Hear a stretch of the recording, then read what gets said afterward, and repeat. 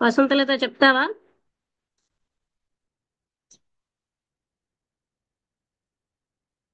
వసంత గారు గాని ఆ, వసంతలత గాని ఆ, చెప్పు. ఆ, టైం సరే. ఇవాళ. Good morning. ఓం శ్రీ గురుభ్యో నమః. రికార్డింగ్ ఏమైనా ఉండాలా? అక్కర్లేదు. రికార్డింగ్లు అవి ఉండాలి. ఆన్ చేసేయండి. ఓకే. రికార్డింగ్ ఆన్ చేసేయండి. ఓం శ్రీ ఓం శ్రీ గురుభ్యో నమః. మే 7, 2025.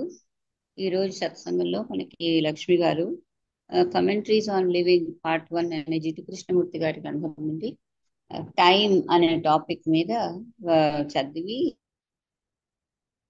మనతో డిస్కస్ చేస్తారు. మనం మామూలుగా ఏమనుకుంటాం, ఈ కృష్ణమూర్తి గారు ఇలా చెప్తున్నారని. శాస్త్రాలు అదే చెప్తున్నాయి.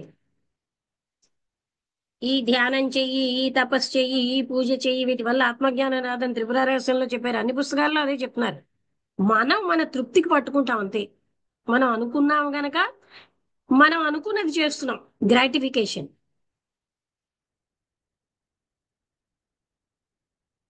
అయితే ఈ రోజు టాపిక్ కూడా కొంచెం ధ్యానంతో వినాలి. ఆయన ఒక పెద్దవాడు, కానీ బాగానే ఉన్నాడు. పొడుగైనటువంటి తెల్లటి జుట్టు, తెల్లటి గడ్డం తోటి ఆయన ఫిలాసఫీ మీద చాలా లెక్చర్స్ ఇచ్చాడు. ఎన్నో యూనివర్సిటీలో రకరకాలైనటువంటి ప్రపంచంలో విభాగాలలో, ప్రపంచం మొత్తంలో వెళ్ళి ఆయన చాలా పండితుడు, ప్రశాంతంగా ఉన్నాడు. ఆయన ఏం చెప్పాడంటే, నేను మెడిటేట్ చేయనండి, నేనేమి అంత మతపరమైనటువంటి ఆర్డినరీ సెన్స్ లో నేనేం అంత మతపరమైన వాడిని కాదు. ఇంకా ఏం చెప్పాడంటే, నా జ్ఞానంతో సంబంధం. ఆయన ఎంతో ఫిలాసఫీ మీద లెక్చర్లు ఇచ్చినా సరే, ఆ మతపరమైన అనుభూతులున్నా అవి తనవి కాదు.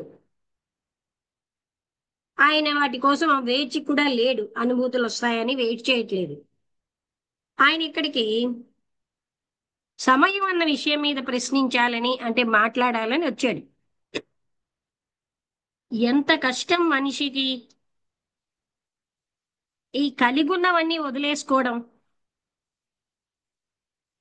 ఒక ధనవంతుడికి అన్ని, తన ధనాన్ని, సంపదని పక్కకు పెట్టడం ఎంత కష్టం.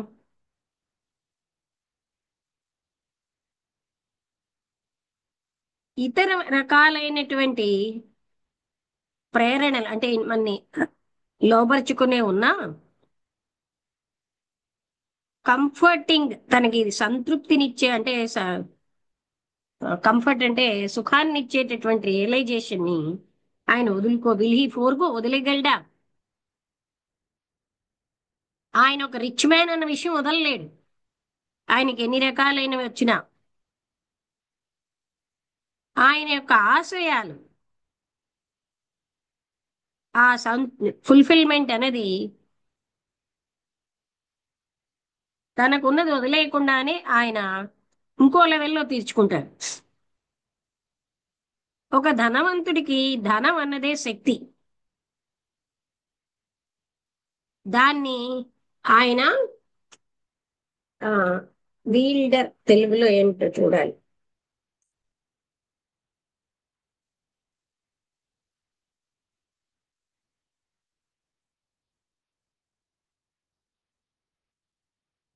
అంటే బిల్డర్ అంటే ఇచ్చాడు తెలుగులో. ఈ బిల్డర్ అంటే ఒక ఆయుధము లేదా సాధనాన్ని పట్టుకుని దాన్ని ఉపయోగించబోతున్నట్టుగా చూడడం. ఉం. సరే. అంటే దాన్ని అంటే ఆయనకు ఒక ఆయుధం లాంటిది అనమాట. దాన్ని ఉపయోగించుకుంటూ ఉంటాడు. అదే ఆయన దగ్గర శక్తి. ఏది? ధనం. ఎంతో ఎక్కువగా దాన ధర్మాలు ఎంతో మందికి ఇవ్వచ్చు, కానీ ఆయన ఇచ్చేవాడు కదా. అంటే గివర్. నాది నేను ఇస్తున్నాను. జ్ఞానం మరో రకమైన పొజిషను. ఈ జ్ఞానం ఉన్నవాడు దాంతో తృప్తి పడిపోతున్నాడు. ఆయనకు అదే అంతం. ఆయనకు ఒక ఫీలింగ్ ఉంది. నాలెడ్జ్ అనేది తనకున్న సమస్యలన్నిటినీ పరిష్కరిస్తుందని. ఒకవేళ దాన్ని వ్యాపింపచేస్తే థిక్ ఆర్ థిన్, దట్టంగా గాని పలచగా గాని ప్రపంచంలో అదే సమస్యల్ని పరిష్కరిస్తుందని. ఇది ఇంకా కష్టం. జ్ఞానం ఉన్న వ్యక్తికి తనకున్నటువంటి వాటిని పోగొట్టుకోవడం, అంటే ఆ జ్ఞానాన్ని కాదు అని అనుకోవడం. ఒక ధనవంతుడు సంపదని వదులుకున్న కంటే జ్ఞానిట, అంటే ఈ జ్ఞాని అంటే ఇక్కడ ఏంటంటే ఎన్నో విషయాలు సేకరించినటువంటి జ్ఞానం, ఆ నాలెడ్జ్ ఉన్నవాడి దాన్ని వదులుకోవడం కష్టం. ఎందుకంటే ఇంగ్లీష్ లో విజ్డమ్ అంటాం, నిజమైన జ్ఞానం. ఇది చాలా విచిత్రమైన విషయం ఏంటంటే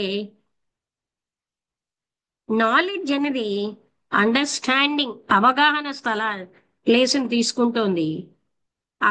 అదే విధంగా విజ్డమ్ యొక్క అంటే విజ్డమ్ ప్లేస్ కూడా అదే తీసుకుంటోంది.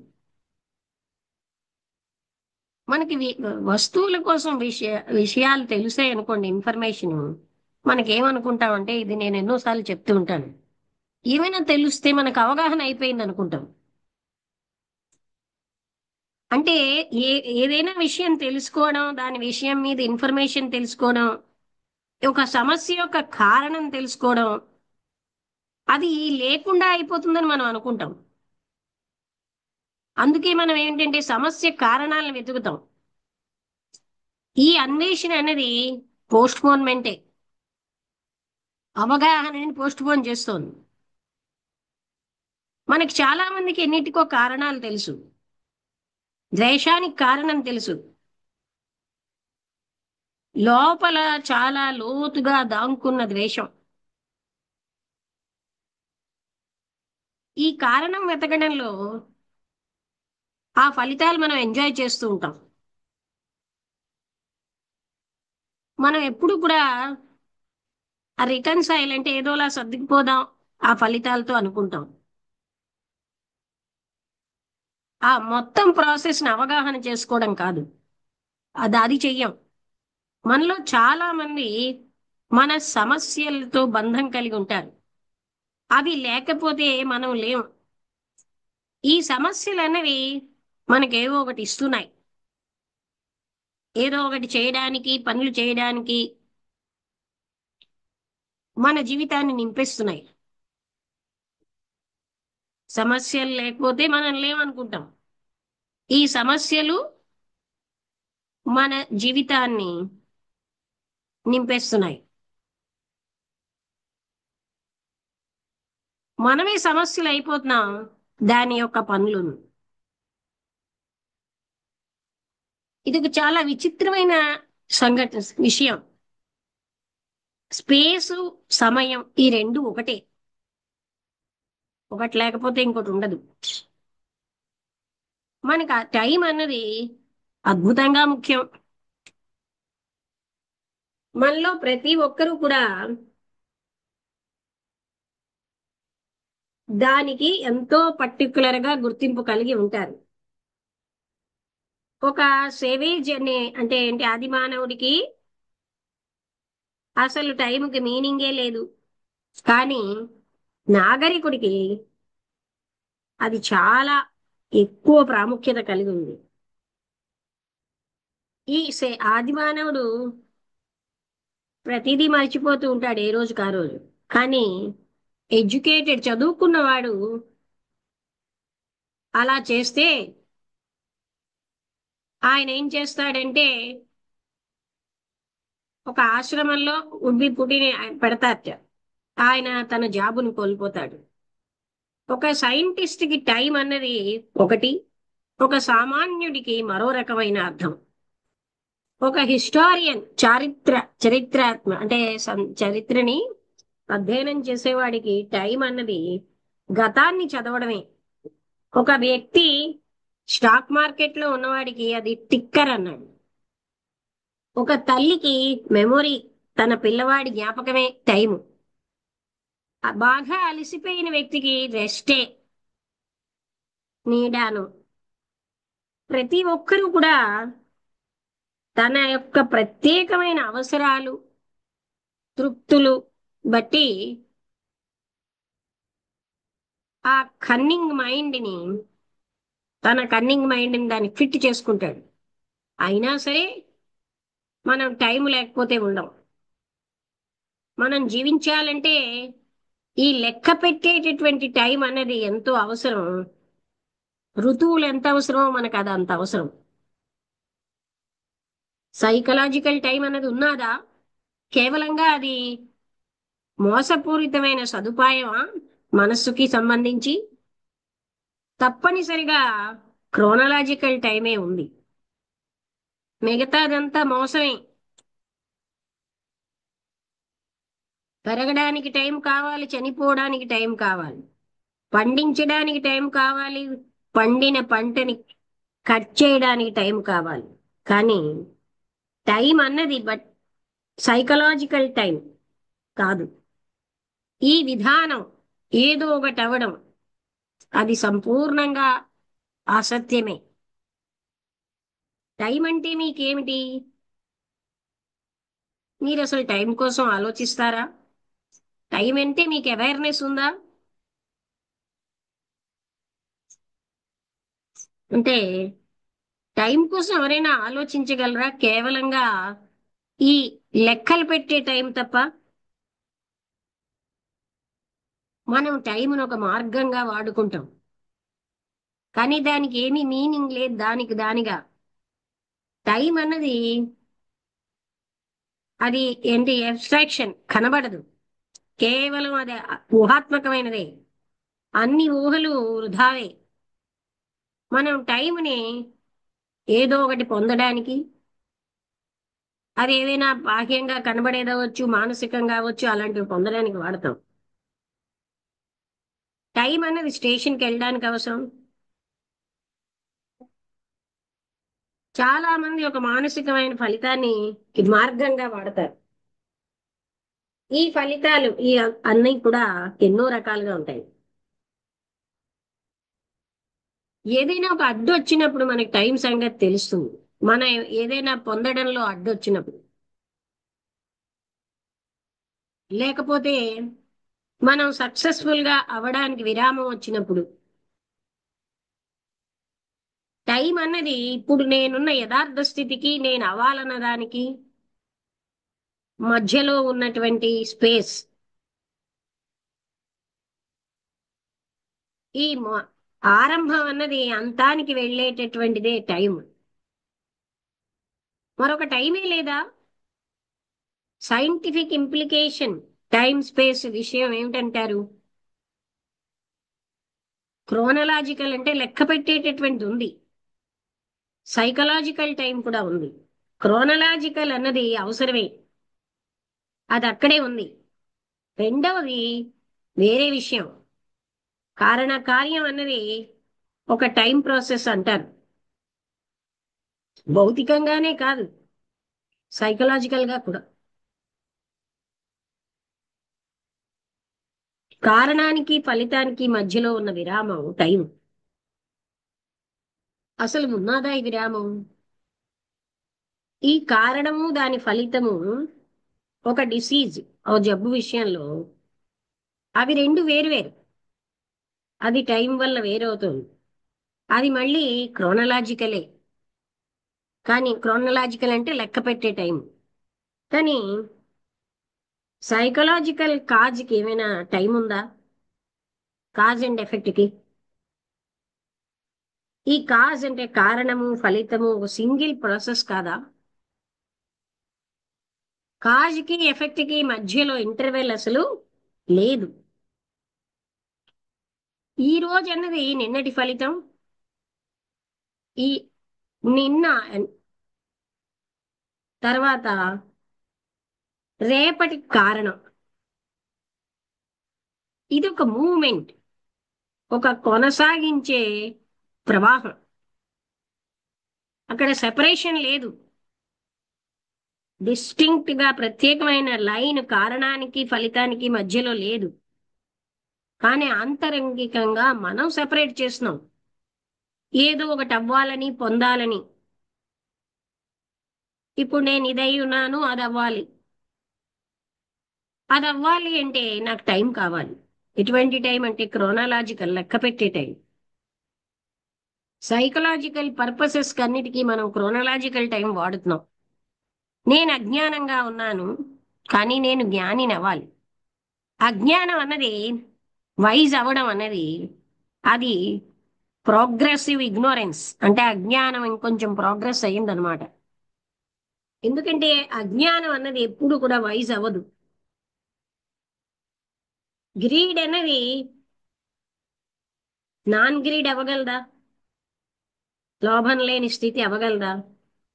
అజ్ఞానం అన్నది బికమింగ్ యొక్క విధానమే. ఆలోచన టైం యొక్క టైంలోంచి ఉద్భవించింది కాదా? ఈ నాలెడ్జ్ అన్నది సమయం యొక్క కొనసాగింపే. సమయం అన్నది కొనసాగింపే. అనుభవం అన్నది జ్ఞానం. సమయం అన్నది అనుభవం యొక్క కొనసాగింపు, జ్ఞాపకంగా. ఈ సమయం కొనసాగించడం అన్నది అబ్స్ట్రాక్షన్, అంటే మనకు కనబడేది కాదు, ఊహ. ఇదంతా అజ్ఞానమే. అనుభవం అన్నది జ్ఞాపకం, మనస్సు యొక్క జ్ఞాపకం. మైండ్ అన్నది టైం యొక్క మెషిన్. మైండ్ అనేది గతమే. ఆలోచన ఎప్పుడు గతానికి చెందిందే. ఈ గతం యొక్క కొనసాగింపే జ్ఞానం, నాలెడ్జ్. ఈ నాలెడ్జ్ ఎప్పుడు గతానికి చెందింది. ఈ నాలెడ్జ్ సమయానికి అతీతంగా లేదు, కానీ సమయంలోనే ఉంది, సమయానికే చెందుతోంది. ఈ జ్ఞాపకం యొక్క కొనసాగింపు అదే నాలెడ్జ్. అది అదే మన చైతన్యం. అనుభవం అన్నది ఎప్పుడు కూడా గతమే. అది గతమై ఉంది. ఈ గతం ప్రజెంట్ తో సంబంధంతో భవిష్యత్తు కదులుతోంది. ఈ భవిష్యత్ అనేది గతమే, కొంచెం మార్పు చెంది అది కూడా గతమే. ఈ మొత్తం విధానం అంతా కూడా ఆలోచనే, మనస్సు యొక్క ఆలోచన. ఆలోచన ఇంకా ఏ ఫీల్డ్ లో పనిచేయలేదు, ఒక టైం ఫీల్డ్ తప్ప. ఆలోచన సమయాతీతమైన దాన్ని ఊహిస్తుంది, కానీ అది దాంట్లోంచి వచ్చినదే, ఆలోచనలోంచి వచ్చినదే, ప్రొజెక్షనే. అన్ని ఊహలు కూడా అజ్ఞానమే. ఇక్కడితో ఈ టాపిక్ ఇంకా ఉంది. అలాంటప్పుడు మీరు ఎందుకండి సమయాతీతమైన దాన్ని మెన్షన్ చేస్తున్నారు? ఈ సమయాతీతం ఎప్పుడు కూడా తెలుస్తుందా? అది ఎప్పుడైనా గుర్తించగలమా సమయాతీతం అని? గుర్తించడం అంటే అనుభవించేవాడు ఉన్నాడు. అనుభవించేవాడు అన్నవాడు టైంకి చెందుతాడు. ఏదైనా గుర్తించాలంటే ఆలోచన కూడా అది ఆల్రెడీ అనుభవించి ఉండాలి. ఒకవేళ అది ఆల్రెడీ అనుభవిస్తే అది తెలుసున్న విషయమే. తెలుసున్నది ఎప్పుడూ టైమ్లెస్ కాదు, తప్పనిసరిగా సమయాతీతమైంది కాదు. తెలుసున్నది ఎప్పుడు కూడా సమయం అనే వలలోనే ఉంటుంది. ఆలోచనకి టైమ్లెస్ అనేది తెలియదు. అదేం పొందేది కాదు, అదేది కూడా సంపాదించేది కాదు, ఆలోచనతో సంపాదించబడేది కాదు. దాని దగ్గరికి వెళ్ళడం అంటూ ఉండదు.